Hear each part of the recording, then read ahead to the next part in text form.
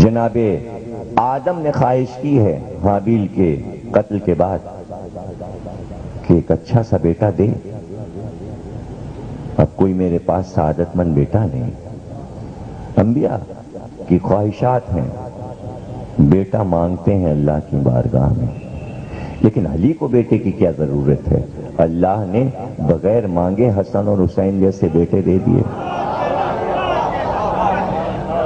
حسن اور حسین جیسے بیٹے دے دیے.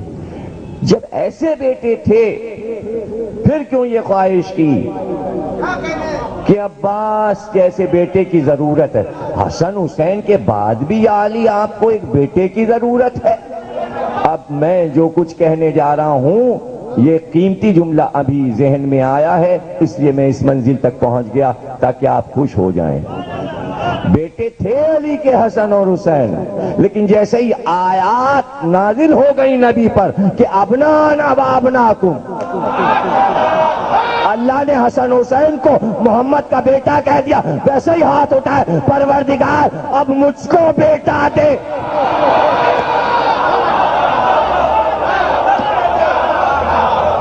اب مجھے بیٹا دے.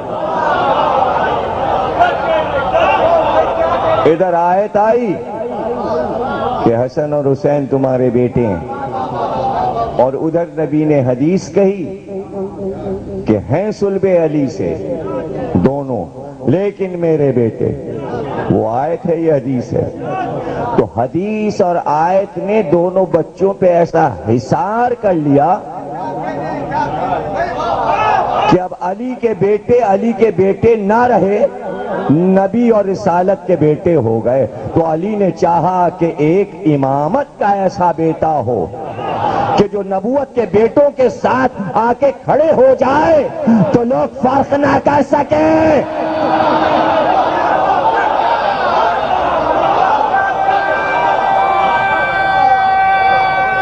فرق نہ کر سکیں.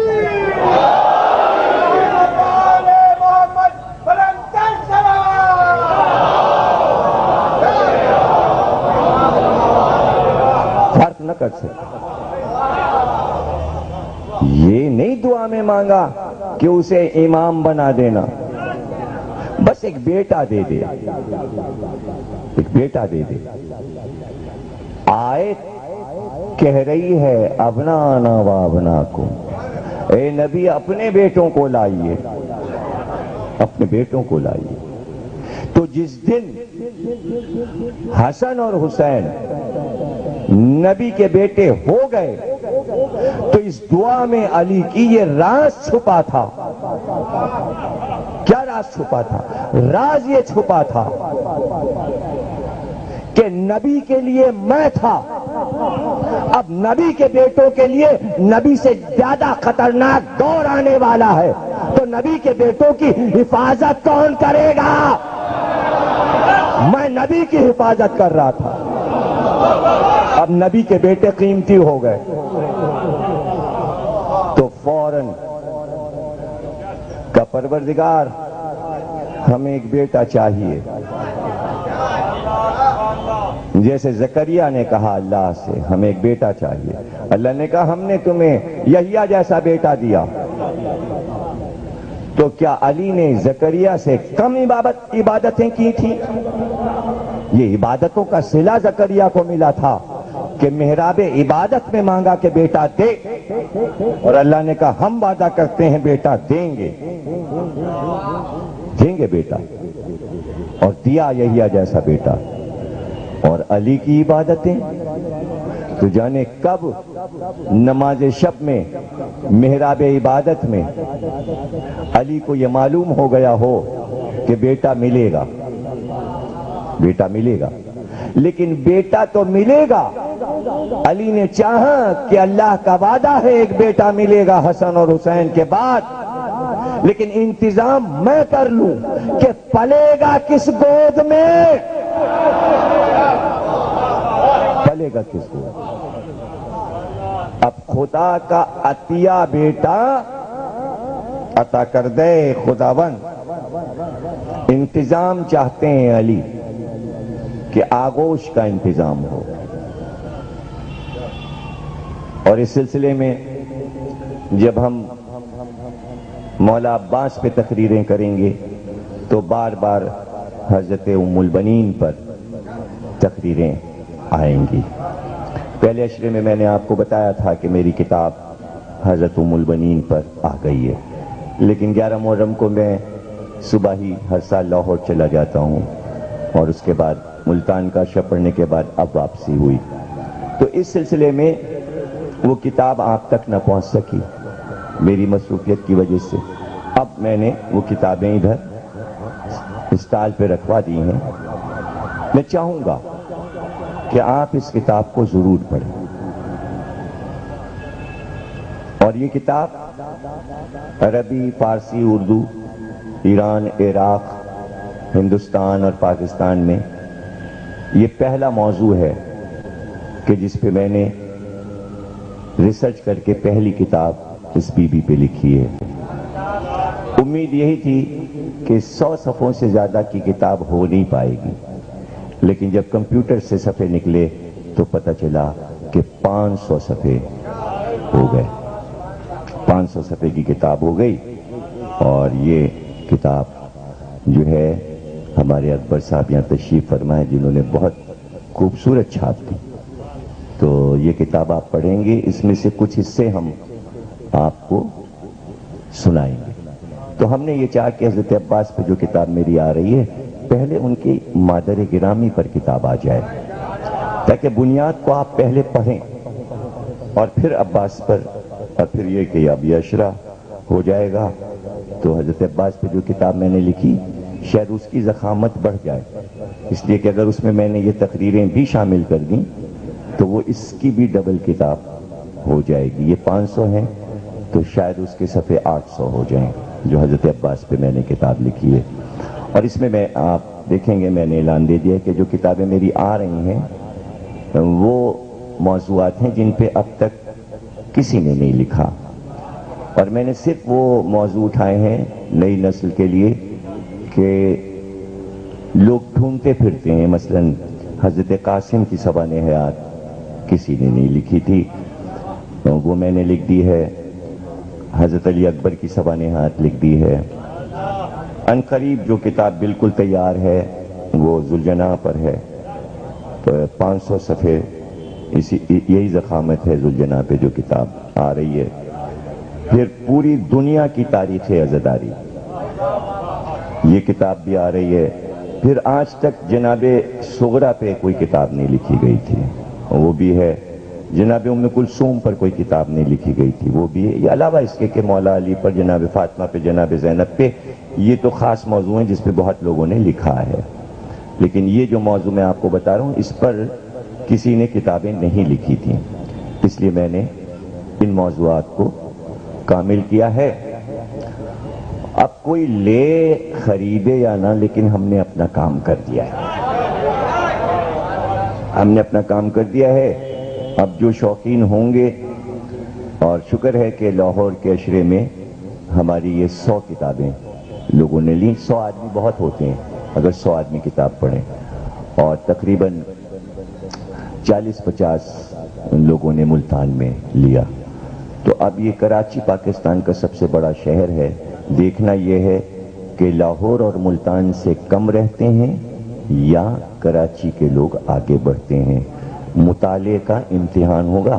میرا یہ سروے ہو جائے گا، پتہ چل جائے گا کہ کتنے. اب رہ گیا یہ کہ پیسے وغیرہ اس کی بات ہم سے نہ کیجیے گا، اس لیے کہ آقا محسن حکیم آیت اللہ کہتے تھے کہ کتاب خریدنے کے لیے کبھی یہ نہ کہنا کہ مہنگی ہے، پیسے نہیں ہیں، بلکہ انہوں نے کہا اسٹوڈنٹ سے، اپنے تمام شاگردوں سے، کہ جسم کا لباس بھی بیچنا پڑے، گھر کا سامان بھی بیچنا پڑے تو وہ بیچ دینا، کتاب خرید لینا.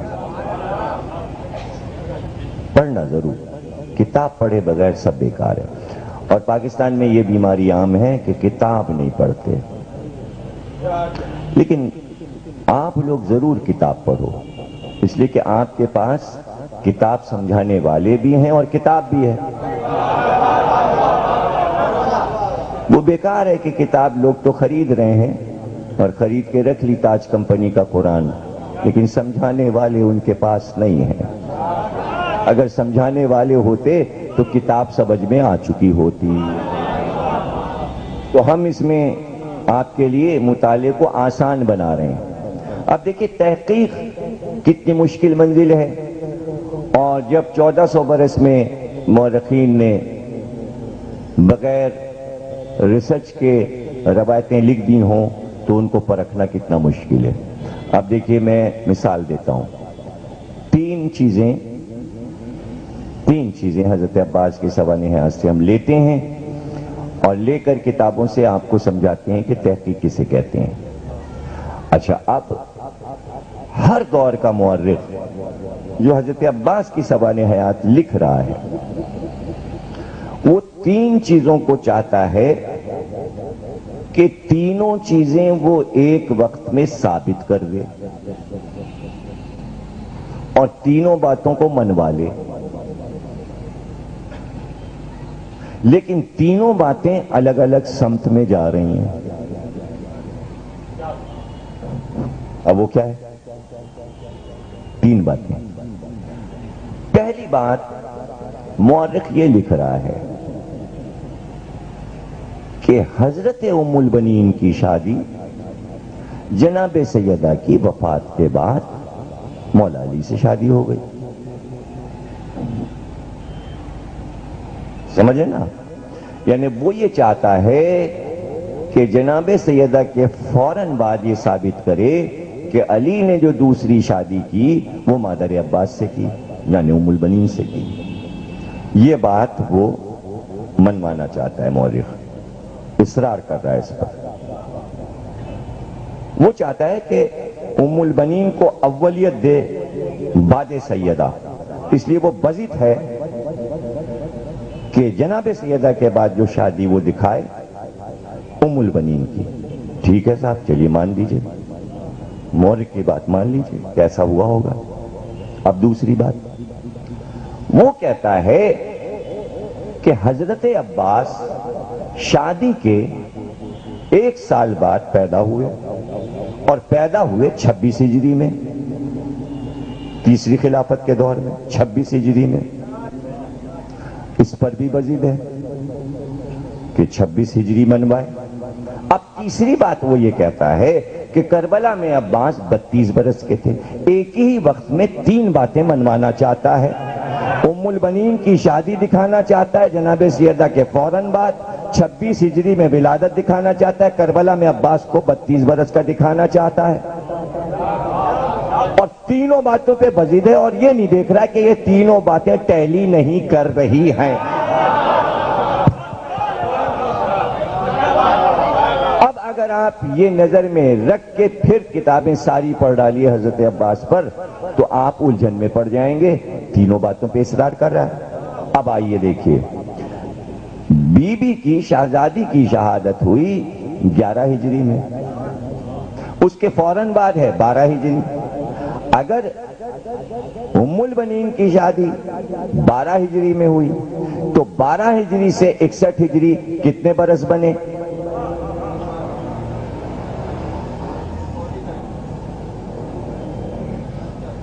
49 برس بنے. 49 برس یعنی 1 کم 50.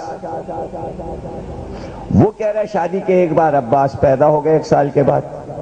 شادی اگر 12 ہجری میں ہوئی تو 13 ہجری میں پیدا ہوئے، پھر 26 ہجری کا کیا ہوگا اور وہ 32 برس کا کیا ہوگا؟ اس لیے کہ کربلا میں عباس کو 48 برس کا ہونا چاہیے. سمجھ گئے نا؟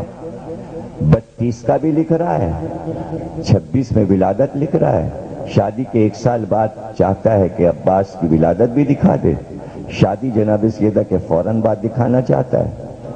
یہ نہیں دیکھ رہا ہے کہ میں تینوں باتیں غلط لکھ رہا ہوں اور پڑھنے والوں کو مغالطے میں مبتلا کر رہا ہوں.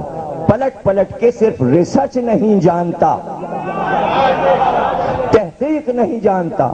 اب پتہ چلا ہر کتاب لکھنے والا محقق نہیں ہوتا. میں آپ کو مشکلات بتا رہا ہوں، آپ میری مجلس کا موازنہ کرتے رہتے ہوں گے ذاکروں سے، لیکن کبھی آپ نے یہ نہیں سوچا کہ ضمیر اختر نے کن مشکلات میں یہ لفظ ہم کو سنائے ہوں گے، کتنی ریسرچ کی ہوگی، کدھر کدھر دیکھا ہوگا کہ یہ لفظ کہیں غلط نہ ثابت ہو جائے، اس لیے کہ ٹیپ کا زمانہ ہے، لوگ ٹیپ لا کے سنا کے کہہ سکتے ہیں یہ پڑھا، سمجھیں نا آپ؟ دیکھیے قلم میں آدمی پھنس جاتا ہے، پہلے تقریر میں آزاد تھا جو چاہے کہہ دے، محفوظ تو ہوئی نہیں آواز، اب سائنسدانوں نے اس آواز کو بھی محفوظ کر دیا، جیسے قلم کا لکھا ویسے ہی زبان سے کہا ہوا، اور یہ زیادہ آسان ہے کہ سی ڈی لگائی کمپیوٹر پہ کا دیکھیے آپ نے یہ پڑھا، ذرا دیکھیے آپ یہاں کہہ رہے ہو کہ شادی ام البنین کی 12 ہجری میں ہو گئی، اور آپ نے یہ بھی کہا کہ عباس 32 برس کے تھے، اور آپ نے یہ بھی کہا کہ شادی کے 1 سال کے بعد پیدا ہو گئے، تو عباس کی عمر تو کربلا میں 48 برس کی ہو رہی ہے، اگر 13 ہجری میں پیدا ہوا تو پھر آپ نے 32 کیوں لکھا؟ تو اگر آپ نے ہمیں ریکارڈ سنا دیا تو اب ہمارے پاس کیا جواب ہے؟ زیادہ سے زیادہ ہم یہ کہیں گے ارے صاحب جو لکھا ہے وہ پڑھ دیا۔ یہی تو مسئلہ ہے کہ ہم نے 40 برس میں جو کچھ پڑھا ہے آپ کے سامنے، جو لکھا تھا وہ نہیں پڑھا، جب تک کہ طے نہیں کر لیا کہ صحیح کیا ہے، جب تک کہ یہ طے نہیں کر لیا کہ صحیح کیا ہے، ہم نے آپ تک بات نہیں پہنچائی، ہم نے آپ کو کبھی مغالطے میں نہیں ڈالا۔ کیوں نہیں ڈالا؟ اس لیے کہ لفظ وفا توحید کے لیے ہے، جس نے لا الہ کہہ دیا اب وہ اس کے دائرہ کار سے نکل جائے گا تو کافر ہو جائے گا، اور اگر دائرے میں ہے تو وفادار کہلائے گا۔ وفا کا لفظ ایجاد ہوا توحید کے لیے، توحید کے معنی ہے وفا، وفا کے معنی ہے توحید، یعنی جب کہہ دیا اللہ ایک تو بات بدلنی نہیں ہے، یہ ہے وفاداری، اسے کہتے ہیں وفاداری۔ تو اب ہم جو کچھ آپ کو سنا رہے ہیں اور جو ہم پڑھ رہے ہیں، جس کا ذکر کر رہے ہیں، اگر اس ذکر سے ہم وفادار نہیں ہیں تو ہمارا مجلس پڑھنا بھی بیکار، اور آپ کا وقت بھی ہم نے ضائع کیا، اتنے سینکڑوں ہزاروں لوگوں کے وقت کو خراب کرنے کا بھی ہم پر عذاب ہوگا اگر غلط بات پہنچا دی۔ اگر 1400 برس پہلے مسلمان حدیث پیغمبر کو پرکھ لیتے تو سمجھ لیتے کہ ان حدیثوں سے 14 صدیوں میں کتنے لوگوں کے وقت برباد کریں گے ہم۔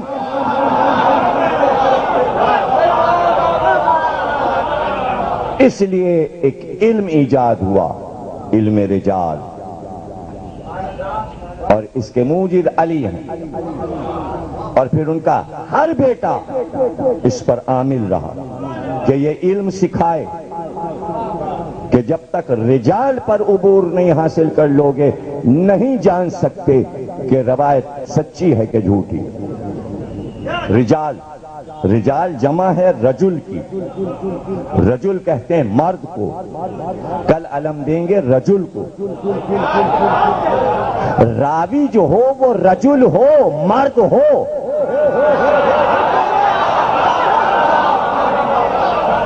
یعنی بات کا وفادار ہو، جھوٹ نہ بولا ہو، اپنی طرف سے روایت میں کچھ ملایا نہ ہو، اسے کہتے ہیں علم رجال۔ اس کے لیے پہلی شرط یہ ہے کہ سچا ہو، صادق ہو، کبھی جھوٹ نہ بولا ہو راوی نے، اگر عمر میں کبھی اس کا جھوٹ پکڑا گیا تو جتنی سچی روایتیں بھی سنائی ہیں سب اس کے کھاتے سے نکال دی جائیں گی، وہ راوی نہیں رہے گا۔ یہ ہے علم رجال، ایک بار اگر جھوٹ بول دیا اس نے پکڑا جائے گا۔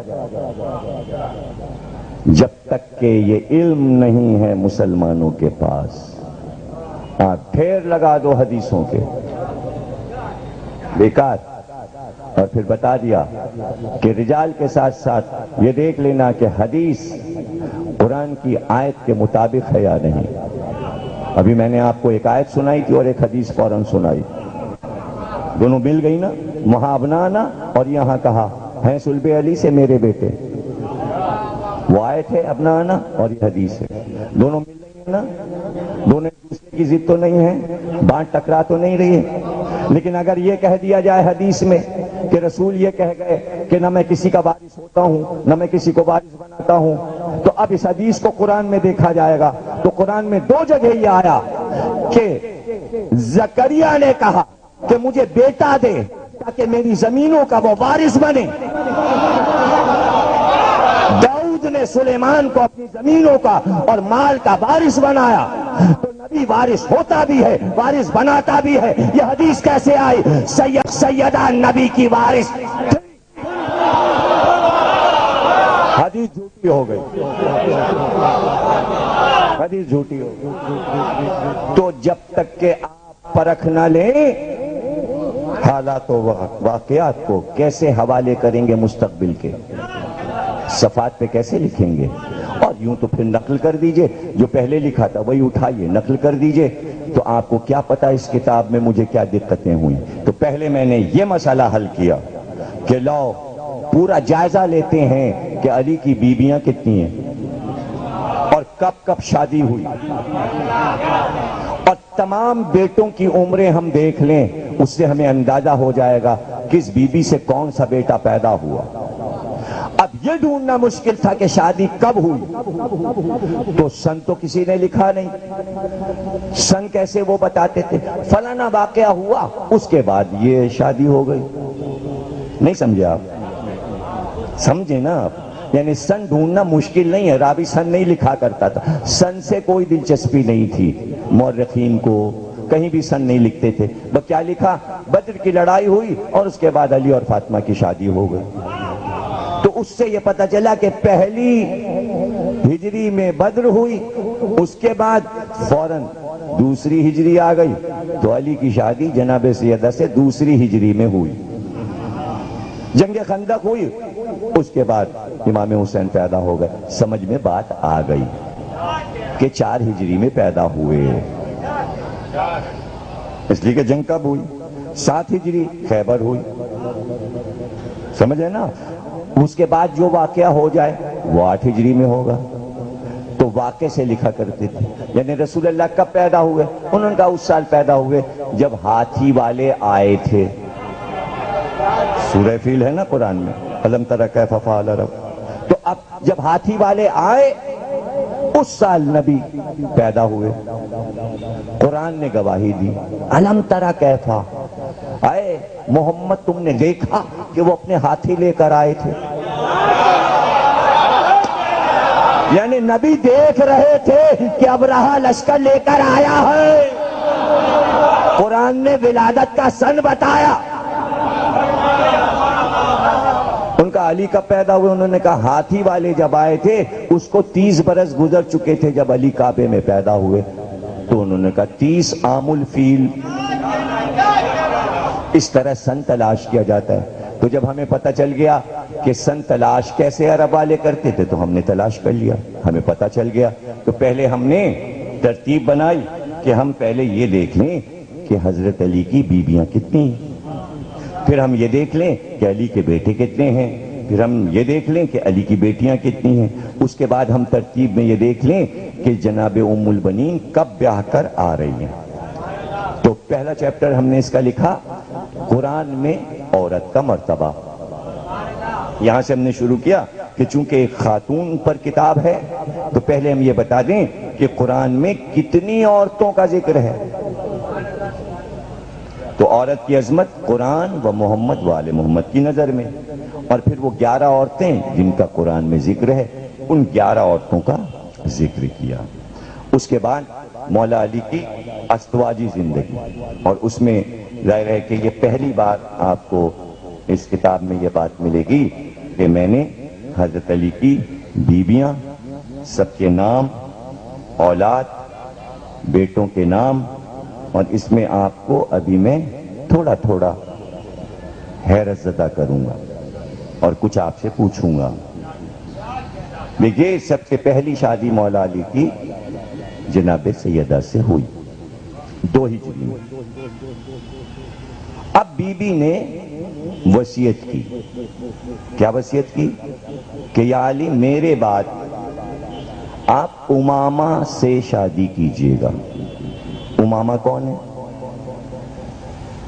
جناب خدیجہ نے اپنی رشتے کی بہن حالہ کی بیٹیوں کو ان کے باپ کے مرنے کے بعد پالا تھا. جناب خدیجہ جو بچیاں عرب میں یتیم ہو جاتی تھیں ان کو گود لے لیتی تھی، انہیں پالتی تھیں، ان کا خیال رکھتی تھیں. جب وہ بڑی ہوتی تھیں ان کی شادیاں کرتی تھیں، انہیں جہیز دیتی، انہیں رخصت کرتی تھیں اور یہ احساس دلاتی تھیں یہ نہ سمجھنا کہ تمہارے ماں باپ مر گئے، خدیجہ ہے، جو ضرورت ہو مجھ سے کہنا. ایسی نہ معلوم کتنی بچیوں کی شادی جناب خدیجہ نے کی. اس میں حالہ کی بچیوں کو بھی پالا. اس میں بڑی تھی زینب، اس کا نام تھا زینب، اور وہ ابیلاس کی بیٹی تھی، اس لیے کہ حالہ کی شادی ابیلاس سے ہوئی تھی. اور اس سے تھی امامہ. تو چونکہ سیدہ کی ماں نے امامہ کی ماں کو پالا تھا تو امامہ اپنا میکہ سیدہ کے گھر میں سمجھتی تھی اور وہ حسن اور حسین کی خدمت کیا کرتی تھی ایک خادمہ کی طرح. تو بی بی نے کہا چونکہ یہ میرے بچوں سے بہت محبت رکھتی ہے میرے بعد آپ امامہ سے عقد کر لیجئے گا. تو اب ظاہر ہے کہ بی بی کی شہادت کے بعد مولا علی پورے 6 مہینے کے بعد امامہ سے عقد کر رہے ہیں. تو اب یہ تو طے ہو گیا کہ سیدہ کے بعد ام البنین سے عقد نہیں ہوا. وصیت کے مطابق اب دوسری بی بی جو بن رہی ہیں علی کی وہ امامہ ہے. سمجھے نا؟ تو اب یہ شادی کس سن میں ہوگی؟ ظاہر ہے کہ 11 ہجری گزر کے 12 ہجری میں ہوگی. تو اس کا سن بن گیا 6 مہینے کے بعد جناب سیدہ کی شہادت کے بعد 6 مہینے کے بعد جو سن آ جائے گا وہ 12 ہجری آ جائے گا. تو یہ طے ہو گیا آپ سے آپ کہ یہ شادی 12 ہجری میں ہوئی. اب اس کے بعد 13 ہجری آ رہی ہے. 13 ہجری میں مسئلہ اٹھا زکوٰۃ کا کہ باہر کے مضافات سے زکوٰۃ لے کر آؤ. مالک بن نویرہ صحابی رسول نے زکوٰۃ دینے سے انکار کر دیا. خالد بن ولید نے سب کو قتل کر دیا اور عورتوں کو قیدی بنا کے مدینے لے آئے. جب وہ عورتیں قیدی بن کے آئیں تو انہوں نے رسول اللہ کی قبر پہ فریاد کی کہ ہم لا الہ کہہ رہے تھے، ہم مسلمان تھے، ہم آپ کو نبی مانتے تھے، لیکن ہمارے مردوں کو ان مسلمانوں نے قتل کر دیا مسلمان ہونے کے باوجود. فریاد کی رسول اللہ سے. اور اس میں ایک بی بی جو آئیں وہ ہے خولہ بنت جعفر بن قیس حنفیہ، قبیلہ حنفیہ کی. لوگوں نے کہا کہ بھئی ان کو فروخت کر دو. تو مولا علی نے کہا کہ جو لا الہ کہتی ہیں عورتیں انہیں فروخت نہیں کیا جا سکتا، مسلمان عورت بیچی نہیں جا سکتی، یہ کنیزیں نہیں بنائی جا سکتی. قرآن تو اٹھا کے پڑھو. ان کی شادیاں کرو ان کی مرضی سے. مرضی سے شادیاں ہو گئیں جو بیوائیں تھیں یا جو لڑکیاں آئی تھیں. اب یہ خولہ جو ہیں یہ کہتی ہیں کہ میں اس سے شادی کروں گی جو مجھے یہ بتائے کہ جب میں پیدا ہوئی تھی تو کیا ہوا تھا. مولا علی نے کہا کہ میں بتاتا ہوں. جب تو پیدا ہوئی تو تو نے اپنی ماں سے کلام کیا. تو نے جو کلام کیا تیری ماں نے تیرے کلام کو ایک چاندی کے تختی پہ لکھ کر تیرے بازو پہ باندھ دیا. اس نے کہا آپ نے سچ کہا، آپ صادق ہیں، ایسا ہی ہوا. لیکن اب یہ بتائیے کہ وہ تعویذ جو میری ماں نے بازو پہ باندھا تھا وہ کہاں ہے؟ آپ نے کہا وہ تیرے بالوں کے جوڑے میں اس وقت چھپا ہوا ہے. اس لیے کہ جب تو اسیر بننے لگی تو تو نے بالوں میں اس تعویذ کو چھپا لیا. اپنے بالوں کو جھٹک تو تعویذ گرے گا.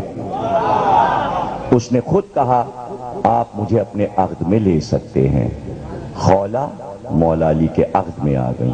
اب یہ تیسرا عقد ہے مولا علی کا۔ بیٹا جو پیدا ہوا محمد حنفیہ، تو اب حسن حسین کے بعد امامہ کا بیٹا بڑا ہوگا جو امامہ سے پیدا ہوگا، پھر اس کے بعد چوتھے نمبر پر محمد حنفیہ ہوں گے۔ اب اس کے بعد 2.5 سال کے بعد اسما بنت امیس بیوہ ہو گئیں، اس لیے کہ خلیفہ وقت کی بیوی تھیں۔ جب وہ بیوہ ہو گئیں تو علی کے عقد میں آ گئیں، تو اب یہ چوتھی شادی ہو گئی۔ اور اب جو بیٹا ان سے پیدا ہوگا وہ محمد حنفیہ سے چھوٹا ہوگا، تو حسن حسین کے بعد 3 بیٹے اور ہو گئے، ایک بیٹا امامہ سے ہو گیا، ایک خولہ سے ہو گیا، اب ایک اسما سے ہو گیا۔ سمجھ گئے نا؟ تو یہ سارے سن مقرر ہو گئے، یعنی اسما کس سن میں بیوہ ہو رہی ہیں؟ عدت کے بعد علی نے نکاح کر لیا ہوگا اس بیوہ سے۔ جس سن میں ان کا شوہر مرے گا اس سن سے وہ عدت کے 3 مہینے نکال کر جو سن بنے گا وہ ان کی شادی کا سن ہوگا۔ تو سارے سن مل گئے، میں نے آگے سارے سن لکھ دیے کہ خولہ سے عقد کا سال کیا ہے، امامہ سے عقد کا سال کیا ہے، اسما سے عقد کا سال کیا ہے۔ اور اب 21 ہجری میں حضرت ام البنین کے لیے فرمائش کی ہے عقیل سے، اور 1 سال شادی کے بعد عباس پیدا ہوئے، یعنی 22 ہجری میں۔ اب کربلا میں 34 اور 38 کے درمیان عمر ہے۔ آپ حساب لگا لیجئے، میں نے آخر تک سارا حساب لگا دیا ہے، اور اس کے بعد میں نے یہ بتا دیا کہ ام البنین جناب فاطمہ سے کتنے بیٹے ہوئے؟ حسن حسین، زینب، ام کلثوم، محسن۔ ام البنین کے بطن سے 4 اولادیں تھیں، عباس، جعفر، عبداللہ، عمران۔ لیلہ بنت مسعود کے بطن سے 2 بیٹے، محمد اصغر، عبید اللہ۔ ام سعید کے بطن سے ام الحسن، رملہ، 2 بیٹیاں۔ ام حبیب کے بطن سے رقیہ، عمیر اطرف۔ خولہ کے بطن سے محمد حنفیہ۔ اب یہ حساب لگا کے اب بیٹوں کے نام دوبارہ چارٹ بنایا میں نے اس طرح، تاکہ کسی طرح غلط فہمی نہ پیدا ہو۔ پہلے بیویوں کا چارٹ بنایا، پھر بیویوں سے بیٹوں کا چارٹ بنایا، پھر بیٹوں سے ماؤں کا چارٹ بنایا، تاکہ کہیں سے آپ کو ذرا سے بھی پڑھنے میں غلط فہمی نہ ہو۔ حسن حسین محسن جناب فاطمہ سے یہ نمبرنگ ہے، اور یہاں تک آتے 19 بیٹے آپ کو۔ اور اب بیٹوں کے نام سنتے جائیے، علی کے 19 بیٹے، 19 نام میں بتاتا ہوں، اس کے بعد ایک سوال آپ سے کرتا ہوں۔ 3 بیٹے جناب فاطمہ سے، محمد حنفیہ خولہ سے، یحییٰ اور عون اسما سے، عباس، عبداللہ، عمران، جعفر ام البنین سے، محمد اصغر، عبداللہ، لیلہ بنت مسعود سے، عمیر اطرف، عباس اصغر، محمد اصغر، ابراہیم، صحبہ تغلبیہ سے، عبداللہ اوسط، ام شعیب سے، محمد اوسط، امامہ بنت ابیلاس سے، احمد، مہیاد بنت امراء القیس سے۔ یہ ہیں 19 بیٹے۔ ان 19 ناموں میں کوئی ایسا نام آیا جس میں آپ گھبرا جائیں کہ کیا علی نے یہ نام بھی رکھے تھے؟ ارے کوئی نام آیا تو بتا دو نا، کوئی نام آیا تو بتاؤ بھائی۔ بیٹے 19 ہو گئے، اب اگر وہ ناموں کے بیٹے آپ لاتو تو اگر 3 نام آپ بڑھانا چاہو گے تو 22-23 بیٹے ہو جائیں گے۔ تاریخ میں تو 18 اور 19 کے درمیان لکھے ہوئے ہیں، اس لیے اب اضافہ ہو نہیں سکتا۔ اور اگر نام آپ لیں گے تو مائیں بتانا پڑیں گی، یہیں سے مورخ کا جھوٹ کھل جائے گا کہ علی یہ نام رکھتے ہی نہیں تھے بچوں کو، نام ہی نہیں رکھتے، ہے نا۔ اور آگے میں نے وضاحت کر دی ہے، اور جیسے کہ آپ کو میں بتا چکا ہوں کہ یہ کوئی مشکل بات نہیں ہے کہ قافیوں کے ناموں کو مورخ بدل دے۔ ابھی جب آیت میں بدلا جا سکتا ہے تو روایت میں بدلنا کیا مشکل ہے؟ مولانا مودودی نے خلافت ملوکیت میں لکھا ہے کہ آیت آئی ان اللہ اصطفیٰ آدم و نوحن و آل ابراہیم و آل عمران علی العالمین. مروان کاتب تھا، اس نے آیت یوں لکھی ان اللہ اصطفیٰ آدم و نوحن و آل ابراہیم و آل مروان علی العالمین. تو عمران اور مروان کا وزن ہے، عمران ہٹایا، اس نے اپنا نام ڈال دیا. تو جہاں قافیہ نون کا آ جائے تو عمران کے قافیے کتنے ہیں؟ مروان بھی ہے اور کچھ اور بھی ہے. عمران ہٹایا، یہ لکھ دیا، آپ نے پوچھنا شروع کر دیا کیا یہ نام بھی علی کے بیٹے کا تھا؟ نہیں تھا، اس لیے کہ عمران ابو طالب کا نام ہے. علی اپنے باپ کے نام پہ رکھیں گے یا غیر کے باپ کے نام پہ بیٹے کا نام دادا کے نام پہ رکھا جاتا ہے.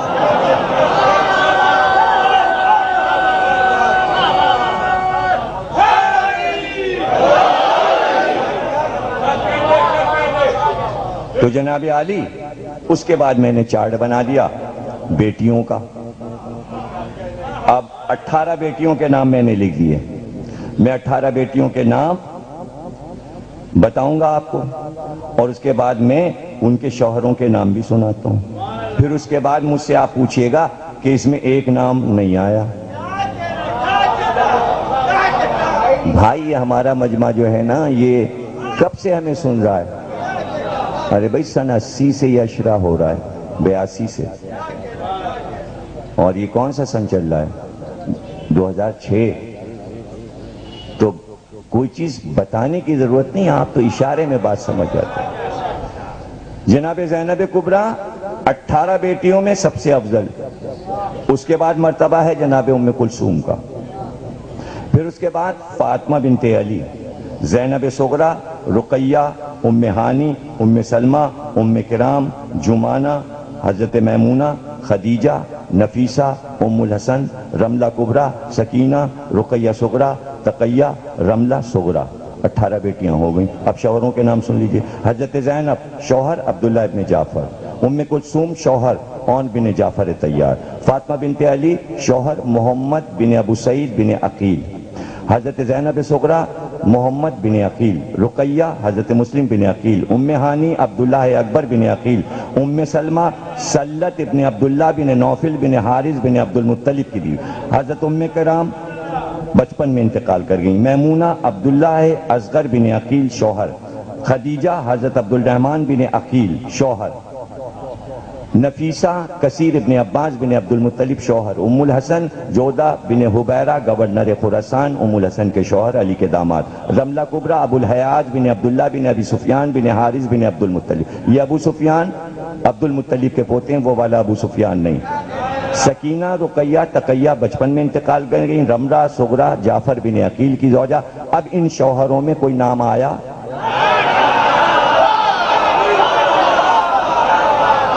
یہ سب علی کے بھتیجے ہیں یا بھانجے ہیں؟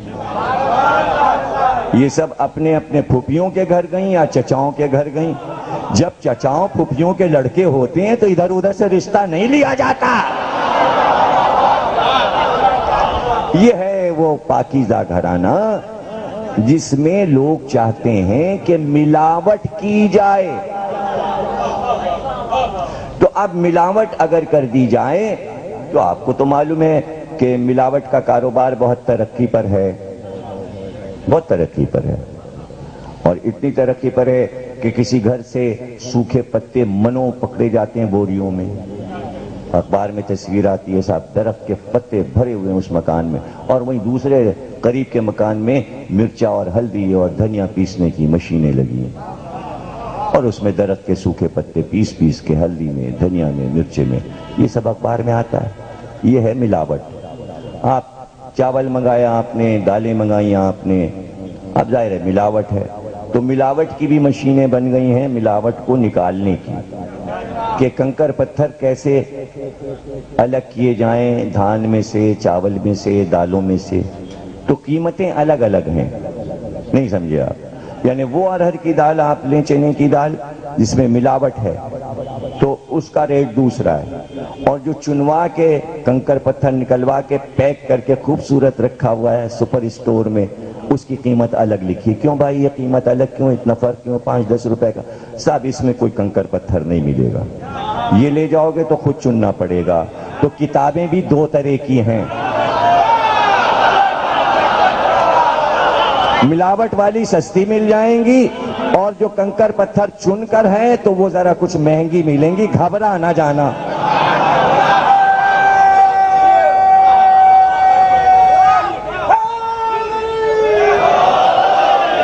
گھبرا نہ جانا. تو اب انشاءاللہ آج کی حد تک کافی آپ نے تمہیدی چیزیں سن لیں اور اس بات کو سمجھ لیا کہ تحقیق کیا ہے اور کیا محنت کی گئی ہوگی, اور جو آنے والی تقریروں میں ہم آپ کو چیزیں سنائیں گے تو آپ حیران ہوں گے بعض چیزیں سن کر, اور خوش بھی ہوں گے کہ کیسے شادی ہوئی حضرت ام البنین کی. وہ بھی ہم آپ کو اسی کتاب سے سنائیں گے کہ ہم نے کس طرح تحقیق کی, اور شادی سے پہلے کیا کیا پیشین گوئیاں تھیں. وہ واقعات بھی آپ کو نئے نئے جو ہم نے تحقیق کیے ہیں عربی کتابوں سے, فارسی کتابوں سے, اس پہ ہم نے ان کے ترجمے ڈالے ہیں. پھر ہم نے یہ بھی چیپٹر رکھا ہے کہ ادب میں کس کس طرح ام البنین اور حضرت عباس کا ذکر شاعروں نے کیا اور کہاں تک ان کی پہنچ تھی. وہ بھی اس میں میں نے آخری چیپٹر میں درج کر دیا ہے کہ انیس, مونس, مرزا دبیر اور جدید عہد کے شعراء جو ہیں وہ کس طرح, کس نظر سے ماں اور بیٹے کو دیکھ رہے تھے, اور کس طرح انہوں نے ریسرچ کر کے اپنی تحقیق کو پیش کیا اپنے مرثیوں میں, اپنے اشعار میں, اپنے سلاموں میں, اپنے قصائد میں. اسی طرح یہ گفتگو بھی ہوگی کہ شادی کے بعد کیا دھوم ہوئی جب عباس پیدا ہوئے. شاید ایک ایک تقریر ان موضوعات پہ ہو جائے.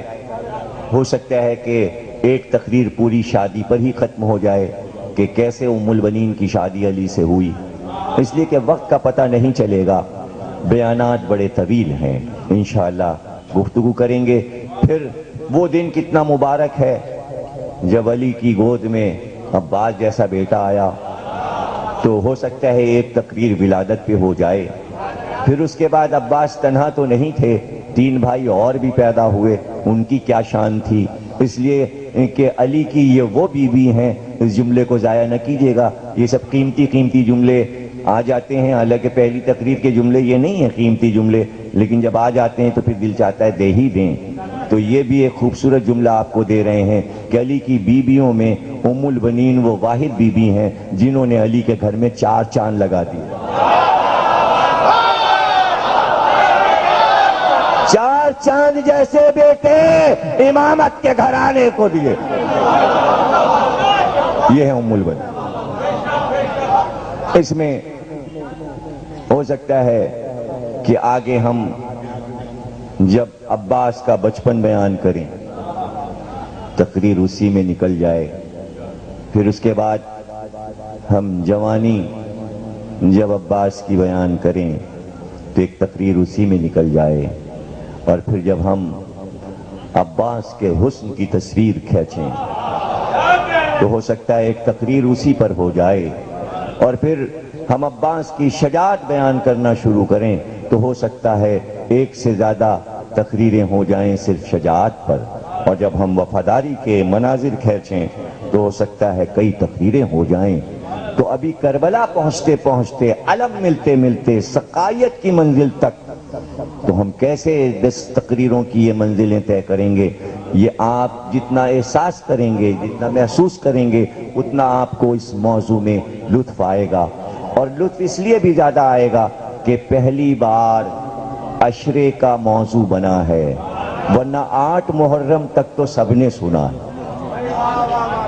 فضائل کی حد تک 10 تقریریں آپ اپنے اس ممدوح کا بیان سنیں گے جس کو آپ علی کے بعد پکارتے ہیں. 2 ہی پکارے جاتے ہیں, یا علی یا عباس. تو اس میں کرامات عباس پہ تقریریں ہو جائیں گی. جو عباس نے کراماتیں دکھائی, جو معجزے 14 صدیوں میں ہوئے ہیں, روضے پر اور پوری دنیا کے ملکوں میں جہاں جہاں عباس کے معجزات ہوئے وہ ہم آپ کو سنائیں گے. تو کوشش کریں گے کہ یہ سارے موضوع ایک ایک تقریر میں آئیں، لیکن بعض موضوع اتنے پھیل جائیں گے کہ شاید 2 اور 3 تقریروں پر محیط ہو جائیں. تو اس میں آپ پریشان نہ ہوں کہ ابھی یہ موضوع نہیں آیا، یہ موضوع نہیں آیا. بتدریج سارے موضوع میں نے آپ کو سنا دیے ہیں، یہ سارے موضوع آتے جائیں گے. عباس کی جنگ پر بھی تقریر ہوگی، عباس نے جنگ کیسے کی اس پر بھی گفتگو ہوگی، اور کوشش یہی کریں گے کہ مصائب بھی روز حضرت عباس کے ہی ہوں، جو کہ ایک مشکل گھڑی ہے، لیکن بعض دن ہم کو مصائب میں موضوع سے ہٹنا ہوگا، اس لیے کہ 17 صفر کو ہمیں 8ویں امام کے مصائب پڑھنے پڑیں گے، اور شب چیلم اور چیلم ہمیں اسیروں کا حال پڑھنا پڑے گا. لیکن جتنی بھی مجلسیں بچیں گی ان کے علاوہ جو موضوع آتی ہیں، تو ہم کوشش یہ کریں گے کہ مصائب بھی تحقیقی طور سے ہم صرف حضرت عباس کے ہی روز آپ کو سنائیں اور آپ اسے محفوظ کریں. تو یہ وہ منزل ہے کہ جب آپ اس کتاب کو پڑھیں گے تو آپ کو معلومات ہوگی، اور آپ دیکھیں گے کہ آخری چیپٹر میں نے لکھا ہے جدید دنیا اور میرے یہ مذہبی موضوعات ام البنین حضرت عباس. تو اس میں میں نے یہ بھی بتا دیا ہے کہ کون سی سائٹ ہے جو ام البنین کے نام سے انٹرنیٹ پہ موجود ہے، www.umulbanin.com، اور یہ آپ کے قطر کے مومنین نے یہ سائٹ بنائی ہے، اور آپ اس سائٹ پر ام البنین کے بارے میں جو بھی معلومات چاہیں، لیکن ظاہر ہے کہ عربی میں ہیں ساری چیزیں، اس لیے کہ قطر کی زبان عربی ہے، لیکن موجود ہے سائٹ بی بی کے نام کی. اور وہ اس لیے ہے سائٹ کہ تمام علماء نے ام البنین کو باب الحوائج قرار دیا ہے، کہ باب الحوائج کی ماں بھی ہیں اور خود بھی باب الحوائج ہیں، خود بھی باب الحوائج ہیں. اور حاجت پوری ہوتی ہے توسل ام البنین سے. میں نے اس میں بتا دیا ہے کہ کس طرح ام البنین کا دسترخوان ہوتا ہے اور کیسے نظر مانی جاتی ہے، اور کبھی نظر ام البنین کی ایسا نہیں ہوتا کہ دعا پوری نہ ہو، اور جو دعائیں لوگوں کی مقبول ہوئی ہیں وہ واقعات بھی میں نے اس میں لکھ دیے ہیں کہ کن کن لوگوں نے کیا کیا دعا کی، اور کیسے فوری طور پر ام البنین نے دعا مانگنے والے کی مدد کی. اور سب سے مشکل منزل تھی کہ ام البنین کی زیارت نہیں ملتی تھی. میں نے بہت تلاش کے بعد حضرت ام البنین کی، میں ایک بار زیارت پر جب کربلا معلیٰ گیا تھا، دوسری بار یا پہلی بار ٹھیک سے یاد نہیں، اس میں نے ذکر کیا ہے. تو جو میں روضہ حضرت عباس سے نکلا تو یہ کہتا ہوا نکلا کہ کاش کوئی ایسی کتاب مجھے ملے عراق میں جس میں ام البنین کی زیارت مل جائے. جیسے ہی میں آگے بڑھا، تھوڑی دور بڑھا تھا روضے سے، میں نے دیکھا ایک آدمی چھوٹی چھوٹی پتلی پتلی کتابیں بیچ رہا تھا، زمین پر فرش بچھائے ہوئے، بوریا بچھائے ہوئے. میں دیکھنے لگا، دور سے مجھے ایک کتاب نظر آئی، زیارت ام البنین، ہرے رنگ کی کتاب تھی.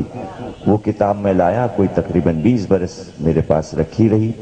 آج جب یہ کتاب چھپی تو میں نے کمپیوٹر سے اتنا بڑا اس کا خط کر دیا ہے کہ جن کی نظریں بھی کمزور ہوں، چشمے بھی لگاتے ہوں، تو آرام سے وہ پوری زیارت پڑھ سکتے ہیں. اور جو منت مانی جاتی ہے تو اس میں یہ ہے کہ پہلے زیارت پڑھے بی بی کی، اور زیارت پڑھ کے منت مانے، اور اس کے بعد جیسے ہی مراد آئے تو بی بی کا دسترخوان کرے.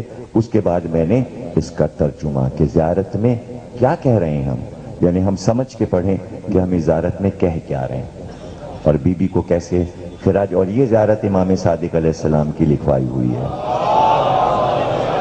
تو آخر میں ہم نے یہ دے دیا ہے، زیارت دے دی ہے، اور اس کے علاوہ ان کی وفات کی تاریخ تحقیق کر دی کہ جو لوگ ان کی وفات پر مجلس کرنا چاہیں تو وہ وفات کی تاریخ بھی ہم نے لکھ دی ہے کہ اسی تاریخ پہ مجلس کریں جو تحقیق سے میں نے تاریخ لکھ دی ہے. اس لیے کہ امام کے حوالے سے میں نے تاریخ لکھی ہے، اس لیے کسی سند کی ضرورت نہیں کہ تاریخ کہاں سے لی. اور امام کے حوالے سے اس میں موجود ہے کہ 18 جمادی الثانی کو حضرت ام البنین کی وفات ہوئی، اور قبر کی تصویر تو آپ دیکھ رہے ہیں کہ جیسے ہی آپ جنت البقیع میں داخل ہوں تو الٹے ہاتھ کو جو پہلی قبر آتی ہے، یہ سب سے پہلی قبر وہ ام البنین کی قبر ہے، اس لیے کہ اندر شہزادی یہ کونین کی قبر ہے اور دربانی عباس کی ماں کا، جیسے عباس حسین کے دربان تھے۔ آپ کو پتا ہے جو حسین کا گھر تھا تو جو باہر کا دروازہ تھا، صدر دروازہ، اس کے پہلو میں عباس کا حجرہ تھا، تو صدر دروازے کی خبر رکھتے تھے، اور عباس کے اس حجرے کا دروازہ حسین کے خاص حجرے میں کھلتا تھا، تو ادھر کا پتہ ہے کہ آقا کیا کہتے ہیں، کیا پیغام آتا ہے، اور ادھر کی خبر ہے کہ کون ملنے آیا ہے۔ یہ تھی ذمہ داری عباس کی۔ تفصیل عرض کریں گے، جب عباس جوان ہوئے، جوان ہو گئے عباس، تو عباس نے اپنے 30 دوست بنائے۔ مدینے میں عباس نے اپنے 30 دوست بنائے، اپنے ہم عمر، اور ان 30 دوستوں کو عباس نے جو علی سے فنون حرب سیکھے تھے، تلوار چلانا، نیزہ چلانا، گھوڑے پہ بیٹھنا، ان 3 دوستوں کو عباس نے سکھایا، اور 30 دوستوں کو عباس نے تلوار عطا کی، گھوڑے دیے، اور ایک دستہ تیار کیا۔ اس دستے کا نام رکھا عباس نے حسین کا حفاظتی دستہ۔ مورخین نے لکھا ہے کہ جس وقت حسین چاہتے تھے کہ باہر آئیں، عباس میں 30 ان پہرے داروں کے حسین کو اپنے گھیرے میں لے لیتے، اور چاروں طرف جب حسین چلتے گھوڑے پر تو وہ 30 عباس کے دوست کبھی ادھر چلتے کبھی ادھر چلتے، آگے کوئی نہیں چلتا تھا، سب حسین کے پیچھے حفاظت کر۔ اور جس وقت وہ 30 بہادر عباس کی سرکردگی میں باہر آتے تو اتنی دہل ہوتی تھی کہ لوگ ڈر ڈر کے ہٹتے جاتے تھے، راستہ دیتے جاتے تھے، اتنی ہیبت سے حسین کی سواری آتی تھی، اور اس طرح عباس حسین کو لے کر آتے تھے، اور جس وقت حسین برآمد ہو جاتے تھے تو لوگوں کے پسینے آ جاتے تھے پیشانی پر، صرف عباس کا جلال دیکھ کر۔ تو مدینے میں کسی کی مجال نہیں تھی کہ آنکھ اٹھا کر حسین کی طرف دیکھ سکے۔ اس شان سے 28 رجب سے لے کر 2 محرم تک پورے سفر میں عباس اس حفاظت کے ساتھ حسین کو لے کر گئے ہیں۔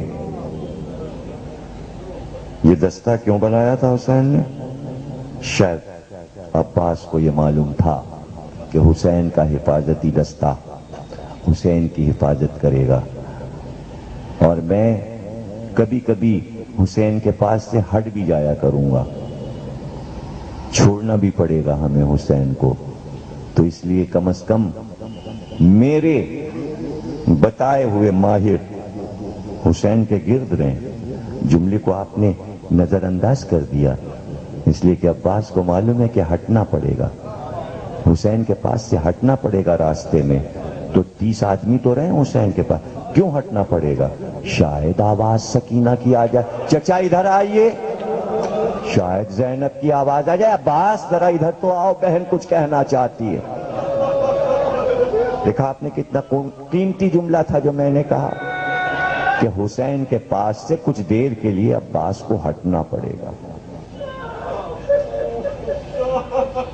اللہ اکبر، خوب آپ نے محبت سے تقریر سنی، اور ہم پہلے عشرے میں عرض بھی کیا کرتے ہیں، پہلی دوسری محرم کو اکثر ہم نے یہ بات پڑھی ہے، اور اس کتاب میں بھی ہم نے لکھی ہے کہ جب قافلہ تیار ہو چکا 28 رجب کو، اور بیبیاں سوار ہو چکی اور ناکے بڑھ چکے، اور عباس نے چاروں طرف دیکھا کہ سب سامان بھی بار ہو چکا، ناکے بھی بیویوں کے آگے بڑھ چکے، سب سے آخر میں آخری نظر مکان پر عباس نے ڈالی. وہ بھرا مکان جہاں چہل پہل تھی عباس کو ویران نظر آیا. آخری نظر ڈال کر سر جھکا کے چلے کہ اب مرتجس پہ سوار ہو جائیں اور قافلے کے ساتھ روانہ ہو جائیں کہ عصمت سرا کا پردہ ہٹا. کنیز باہر آئی, پکار کر کہا, شہزادے عباس, ماں بلا رہی ہے. ام البنین بلا رہے ہیں. بختم ہوئی تقریر دو چار جملے عرض کروں. ام البنین بلا رہے ہیں. گھوڑے پر سوار ہوتے ہوتے واپس ہو گئے. آئے, کہا عباس.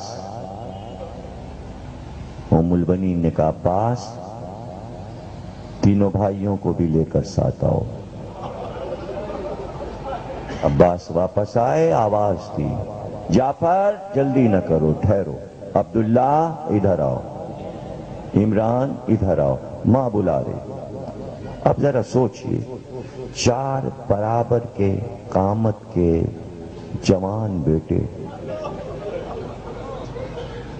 اللہ اکبر, 26 برس کا بیٹا, 28 برس کا بیٹا, 23 برس کا بیٹا, 32 یا 34 برس کا بیٹا, 4 جوان برابر کے, کمر میں تلواریں لگائے ہوئے, چاروں برابر کے بیٹے ماں کے سامنے کھڑے ہو گئے اور صرف عباس کو مخاطب کیا اور کہا, عباس یہ حسین نہیں جا رہا, یہ فاطمہ کی جان جا رہی ہے, یہ فاطمہ کی روح ہے. اب اس سے زیادہ قیامت کا جملہ کیا ہو سکتا ہے عباس کے لیے, جو ماں نے آخری جملہ کہا. میں سمجھتا ہوں کہ مدینے کی زمین ہل گئی ہوگی ام البنین کے اس جملے پر, اور جملہ یہ کہا, عباس حسین کو میں تجھ سے لوں گی. جملہ بھی پورا نہیں ہوا. ام البنین کہتی ہیں, عباس حسین کو میں تجھ سے لوں گی, اور اس کے بعد کہا, عباس اگر کچھ حسین کو ہو گیا تو ماں دودھ نہیں بخشے گی.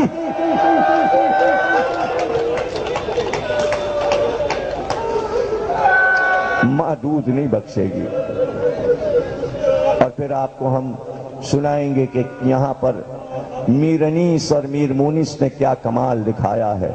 آخری جملہ ادا کر رہا ہوں, اس کے آگے پڑھنے کے لیے کچھ بھی نہیں ہے, اور چھوٹا سا جملہ ادا کر رہا ہوں.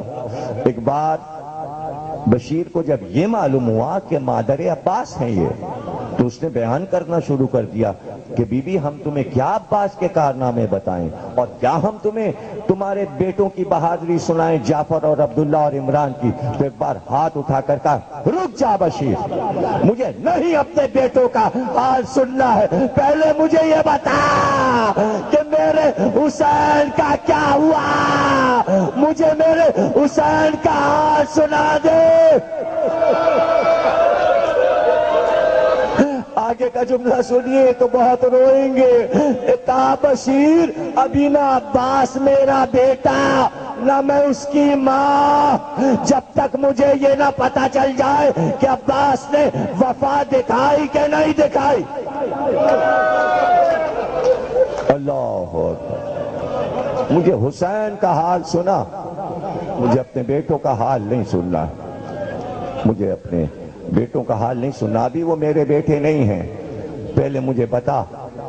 بشیر نے کہا, میں کیا بتاؤں بی بی, میں کیا بتاؤں.